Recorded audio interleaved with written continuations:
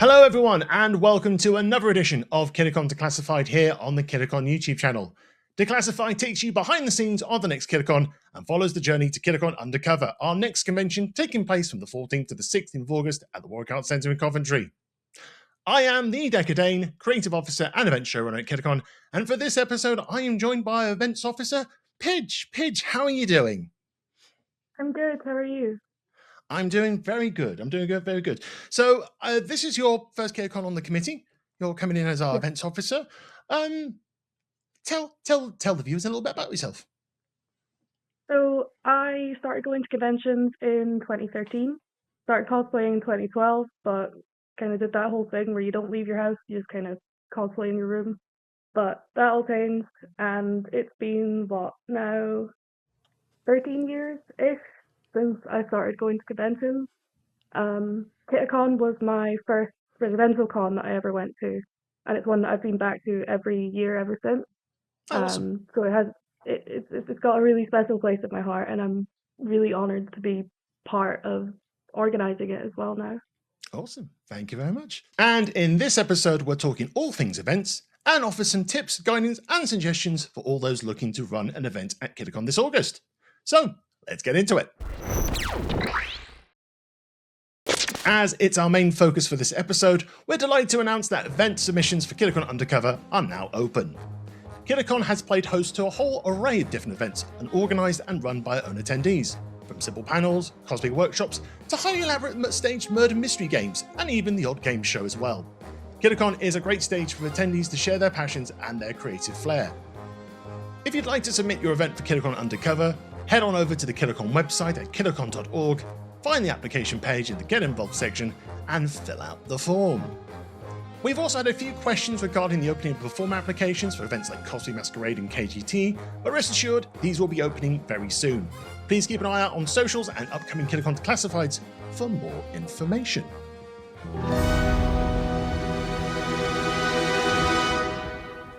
Right, let's talk about events in general, and more particular for those who haven't run events before and don't know where to start. Or you might be new in doing events, but you're looking to find that next step forward. So what we decided to do is we put together a little section, or this is the main point of the episode, we're putting together a little bit of an events 101 little thing. So basically what we're doing is we're just going to give you some little tips, little guidance, and hopefully it will inspire you, hopefully it will encourage you to submit your event for Kitacon. So yeah, and to stress, this is from our unique viewpoints. So it's like I've run different events over many different years at different conventions. So it's kind of some of my the perspectives here are just coming from my side rather than kind of like it fully reflects what the entire convention thinks. So yeah, I think generally best place to kind of start is if you've never run a panel before, where to start really. Would you like to start this one off, Pidge? Speaking from my own experience, when I decided to start running panels, it was 2023, and since then I've been running the same panel at different events over the course of the last kind of 3 years or so. And that's completely fine. Like, if you find your niche and you stick to it and you find something that works for you, just keep going with it. Over time, it could evolve into something different from where you started off. If you're doing the same content, it will get more familiar, it will get easier to present, it will get easier to kind of manage any questions, and also knowledge of like setup, what you have to do before your panel. It'll all kind of fall into place with practice. Yes, absolutely. I mean, if you've never run panels before at an event, it can be quite a daunting prospect. And my advice is start small. And the way I started on events, it was even that was fairly a very small approach as well. I started doing something called the Untitled discussion at some of like, I think I started out probably Kitacon.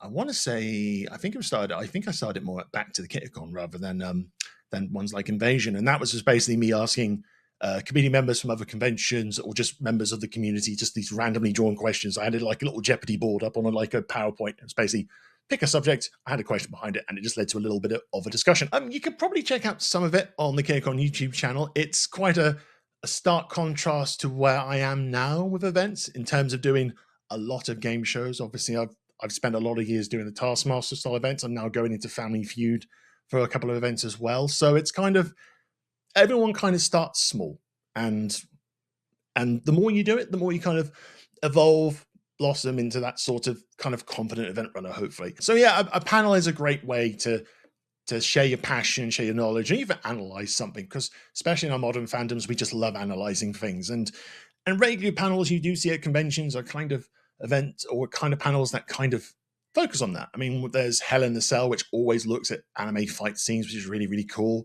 And yeah, I think that's the best route to do if you've never started it or never done it before. Start small, especially if you've never presented, and it's an easy way to dip your toes into it without going overboard. And you may find it easier to team up with someone as well. So if you and a friend haven't done a panel before, and your friend's good at public speaking, but you're good at getting all the knowledge together, that's also quite another way to kind of team up and make something really fun and exciting for the event as well. So yeah, I mean, many panels at events are also organized by multiple people. So don't feel that you have to do it by yourself. If you can bring in your friends, that's even better. Good to have your emotional support buddy there to help you with all the stuff that you're not too familiar with as well. Another thing you can do is you can be inspired by your fellow events. And maybe if you're feeling a bit more confident presenting, you can take inspirations for other panels and events that you may have seen at other cons or maybe online. That's not necessarily saying copy beat for beat, but if you find an event or a panel that makes you think, oh, I can take some of the core kind of setting concepts and kind of put it to something that I want to do, then that kind of helps you kind of see a different way of how you can run your panel, run your event as well. And also, events that encourage interactivity are always great. And I do get inspired quite a bit by those sort of interactivity style of events. I think one of my favorite ones from last year at MinamiCon was a Japanese puppet kind of panel and workshop. Basically, we learned about Japanese puppet theater, and then afterwards we were all given the task to build our own Japanese puppet. Mine was an unmitigated disaster, but it was fun to learn. I definitely agree with that. Funny story about the panel that I've run for the last couple of years. It's been Cosplay Bingo, which kind of takes inspiration from an activity called Human Bingo, something that I ran in work as like an onboarding icebreaker activity for a bunch of new starters. And it went down really well. And I kind of had the thought to myself, that was really fun to run. It had really good results from the people that played. How can I kind of bring that into a convention scene? There's potential there that can get people kind of talking to other people in the community that they've never met before. And that's kind of how my panel started. Another little piece of advice that we can offer, the more unique, the better. And I'm going to start this off with a little bit of a disclaimer. Now, this is not a disservice to the people that run them, and this especially includes me as well. But across the residential convention community, there are a lot of quizzes at conventions, and there's nothing wrong with quizzes. People love quizzes. I mean, when I'm chatting to my friends online, usually weekly, we end up doing quizzes on YouTube, all that sort of stuff. But quizzes can easily get lost in the shuffle if everyone's doing quizzes and you're not really standing out. And that is a lot of times I've said the word quizzes in a short space of time. But yeah, if you do want to do a quiz, and again, nothing wrong doing quizzes, think of new ways to do one. So for example, I've also run an event called Quiz Smash over the years at conventions. And the way I approach that is I wanted to do a little bit of interactivity. I actually was inspired by, I think it was a YouTube channel, Wrestle Talk, doing like Quizzlemania, and they were getting people using, I think it's Kahoot, which is an online platform, but I found a different platform with our slides. And I basically set up a nice little anime-themed quiz, from general knowledge to finding out what the character is from just looking at their eyes, or even doing my own bad take on catchphrase, all that sort of stuff. But the idea behind it was, got a bit more interactivity, so people got to use their mobile devices, they could type in answers, they could select answers, got a bit of a competitive edge to it as well. So if you are looking to do a quiz, find a unique direction that you could do a quiz from. Or in the case of point of game shows, if you want to do a game show, look at the game shows that haven't been translated to conventions. We've had on our circuit, we've had Pointless, we've got Family Feud, I've done Taskmaster. I think there are other ones out there. I might be wrong, or I might have forgotten one, so apologies if I can't remember all of them off the top of my head. But, and I don't think this has been done yet, and if you want a little bit of inspiration, here's a little bit of inspiration. One that I've had on the back burner for some time, but I've just never had the time to do it, is do an anime version of The Chase.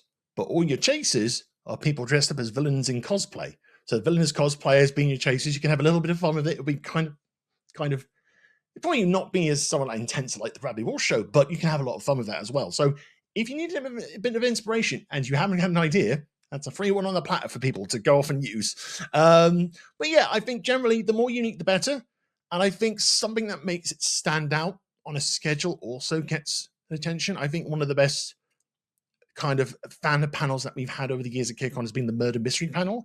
And that's when a couple of times Kitacon, it's immersive, it's interactive, it's something outside the box and encourages people to take part in groups as well. So if you think outside the box and try and find something that's going to captivate people's intentions, I think you can have a lot of success at any event with your panel.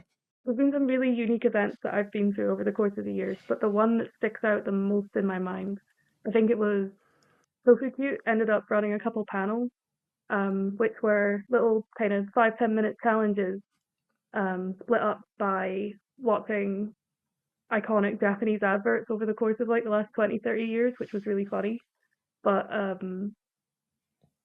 the little challenge that sticks out in my mind the most was they got 3 participants from the audience who had never drank ramen before, never even opened the bottle, and 3 people who had. And the people who had never drank ramen, they were blindfolded, and then they got paired up with someone and they had to kind of verbally guide them into how to open a bottle of ramen, how to even unwrap it, how to kind of push down the marble to get your drink. And it was just really funny to watch. It was really interesting, and it's not something I'd ever seen before, and it's not something I've seen again, but it was really entertaining. So if you've got an idea, that's great. But another thing I think you should be mindful of is keeping in mind what you're capable of. And I think my penultimate bit of advice is ambition is great, but make it achievable. And basically the way I look at this is be mindful what you can achieve with what you have within the time frame for an event. And I think this is more aimed at people who've done panels before or have very lofty ambitions and they want to really wow the crowds at the events and so forth. But yeah, it's great to dream a little bigger. It's great to dream big, but I think for your overall enjoyment in running an event at a convention, you just have to kind of be able to know when you can't go beyond what you can do, I suppose, if that makes any sense. I think if the best way to kind of explain this is I can peel back the curtain a little bit on Kitacon Wonderland. So for Kitacon Wonderland, initially I was going to do 3 events. I was going to do Taskmaster, I was going to do Quiz Smash, and I was going to do Kitacon Banzai, and I was excited to do Banzai. But work and real life commitments made it very hard for me to commit to all 3. And I made the choice with Shani not to do Banzai because I didn't want to rush it. And if I did, I knew it wasn't going to be to a standard that I wasn't proud of or I wasn't excited about. And I think the people who know me well, in terms of people who've seen me work on things like Taskmaster, Quiz Smash, Family Fortunes, that sort of stuff, or Family Feud actually, is I don't like doing things half measured. I kind of want to put 100% of effort into it. And I think if I rushed Banzai, it probably would have been okay, but I would have come out of it thinking I should have done so much better on that one. And you can kind of eat at you as a kind of perfectionist or kind of someone who wants to, you kind of envision how you think your event's about to go, but if the event doesn't turn out the way you want it to because you've either rushed it or you've kind of not been able to do the best job you can, it kind of can play on you a little bit and might ruin your weekend a little bit. So that's why that's the sort of advice I would give to people who are thinking very lofty. It's kind of like, if you can do it, great. But if you can't do it, it's not the end of the world. Maybe it's just a bit of thinking, but a bit more of a thinking time before your next event, if that makes sense, I suppose. Yeah, that's my sort of mindset on that one. I think it's a good idea to have ideas like this that are ambitious, but not to rush them, because at the end of the day, conventions aren't going anywhere. We're going to have so many different events in the future that you'll be able to put all of the time and effort in, do all your thinking, and then have something that is fully formed and ready to go, even if it is like a year down the line. So those are a few little tips and pointers from us, but if you're not sure about your event idea or you need a little bit of guidance, then by all means reach out and chat. You can chat to people on our Discord, you can chat to people on our Facebook social page, and even engage with your fellow attendee if you have events and you're still thinking of an event maybe for Kitacon or a different event further down the line, you want to kind of gauge some opinions and so forth, have a little chat. I think the community is very supportive, and I think if there's a great idea or there's the embers of a good idea there, I think people will be very helpful to help you develop that and help you kind of really kind of zone in on what you want to do with your event, really. You could always do like a test run with friends as well. Like if you're not sure if it's going to work out at a convention, you could always just kind of get a few of your friends together, see how it goes, see how they react to it, and then get them to give you feedback afterwards as well. Like a little pilot group. That would be good. And there you go. There's our little chat on events. And that is all we have time for in this episode of Kitacon Declassified. Thank you so much for watching. Hope you enjoyed it. And there are more episodes of Kitacon Declassified on the horizon. So if you'd like it to appear in your feed as soon as they're released, hit the subscribe button. It's completely free to do so.